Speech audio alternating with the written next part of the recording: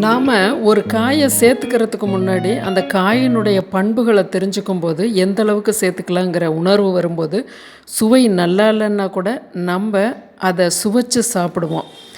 அதனால் இப்போ இந்த நூல்கோல் ரொம்ப அருமையாகவே இருக்கும். இந்த நூல்கோலில் ஒரு வித நாற்றம் வர்றதா நிறைய மனிதர்கள் அதை அவாய்ட் பண்ணுறாங்க. நீங்கள் ஒன்று தெரிஞ்சுக்கணும், என்னென்னா நம்மளோட உடம்புல இருக்க வேர்வை நாற்றத்தை போக்கக்கூடியதே இந்த நூல்கோல். அப்போ நம்ம வாரம் 2 முறை சேர்த்துக்கலாம். கரோட்டின் நிறைஞ்சிருக்கு, அதனால் நல்ல உங்களோட தோல் பளபளப்பாக இருக்கும். நார் சத்து இருக்குது, அதனால் எடை குறையும், கெட்ட கொழுப்புமே கரையும். அப்போ நீங்கள் அந்த உடல் எடை அதிகமாக இருக்கிறவங்க எக்ஸசைஸோட இந்த நூல்கோலை வாரம் 2 நாள் எடுத்துக்கலாம். குடல் ஆரோக்கியம். இப்போ குடல்ங்கிறது நிறைய பிரச்சனை. இப்போ டாக்டர்ஸ் எல்லாம் கூட குடல் நோயை பற்றி படிக்கலாம். அந்த அளவுக்கு நோயாளிகள் இப்போ பெருகிக்கிட்டு வர்றோம். குடல் பிரச்சனைகள் நிறைய இருக்குது. அந்த குடல் பிரச்சனைக்கு இது தீர்வாக அமையுது இந்த நூல்கோல். ஜீரண மண்டலத்தில் இருக்க இந்த பித்த நீர்னால் வரக்கூடிய பிரச்சனை, அது எச்சா சுரக்குது, கம்மியாக சுரக்குது, இது போல் கல்லீரலில் அது சுரக்கலை, அளவுக்கு அதிகமாக சுரக்குது. இது இப்படி எப்படி கல்லீரலில் அந்த பித்தப்பை பித்த நீர் பிரச்சனைகள் இருந்தாலும் அந்த பிரச்சனையை போக்கக்கூடியது இந்த நூல்கோல். இதை நூக்கல் அப்படின்னு சொல்கிறது, சொல் வழக்கில் நூக்கல் அப்படின்னு சொல்லுவோம், நூல்கோல் அப்படின்னு சொல்லலாம். வயிற்று பிரச்சனை சரியாகும். எலும்பு பிரச்சனைக்கு இது ஒரு சிறந்த உணவு.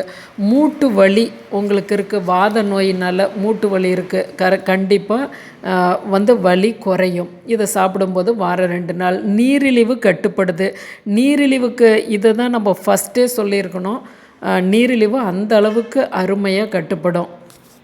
அதே போல் புற்றுக்கட்டிகள் வராமல் தடுக்கிறதோடு இல்லாமல், புற்றுக்கட்டிகள் வந்ததுன்னா அதோடு எதிர்த்து போராடக்கூடிய அந்த பண்பும் இந்த நூல்கோல்கிட்ட இருக்குது. நுரையீரல் பிரச்சனை விலகும்.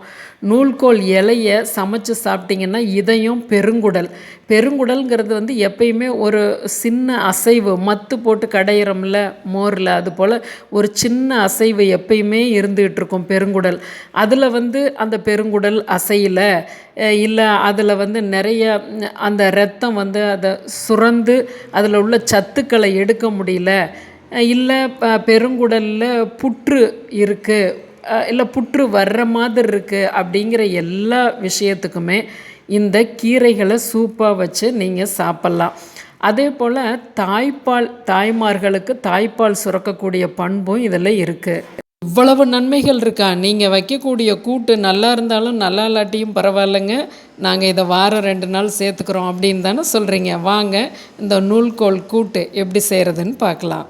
அதுக்கு முன்னாடி ஒரு சின்ன உங்களோட சந்தேகத்துக்கு, என்னை நிறைய பேர் கேட்டிருக்காங்க, டர்னிப் இந்த காயை நூல்கோல் 2ஐயும் குழப்பிக்கிறீங்க. கண்டிப்பாக இதுக்கு பேர் டர்னிப்.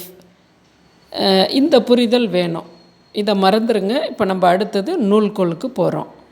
50 கடலைப்பருப்பு, 2 நூல்கோல் எடுத்திருக்கேன். இந்த கடலைப்பருப்பு 1 மணி நேரம் ஊற வச்சு நம்ம ஒரு குக்கரில் சேர்த்துக்கலாம். அந்த பருப்புகள் முங்க தண்ணி ஊற்றிக்கலாம். மேல் தோலை நல்லா பீலரில் எடுத்துகிட்டு இது மாதிரி துண்டங்களை நூக்கில் நம்ம அரிஞ்சுக்கிட்டோம். இது 3 பேர் தாராளமாக சாப்பிட்லாம். 2 பச்சை மிளகாய் பொடி பொடியாக அரிஞ்சு போட்டுக்கிறோம். 1 தக்காளி, பெரிய தக்காளி, உப்பு, நல்லா அதை அப்படியே நல்லா கொஞ்சம் லைட்டாக அமுத்தி விட்டு மஞ்சள் பொடி போட்டுக்கிறோம்.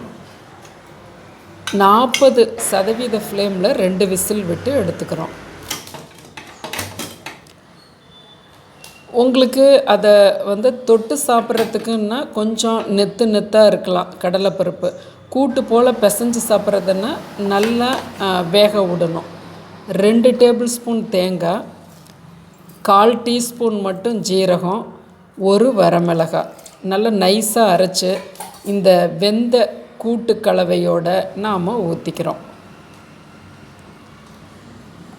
இல்லை தனியாக நீங்கள் பிசைஞ்சு சாப்பிட்றதுக்கு தனியாக கூட கடலைப்பருப்பை நீங்கள் வேக வச்சு அப்புறம் காய் போட்டும் ஒரு வேக்காடு விடலாம்.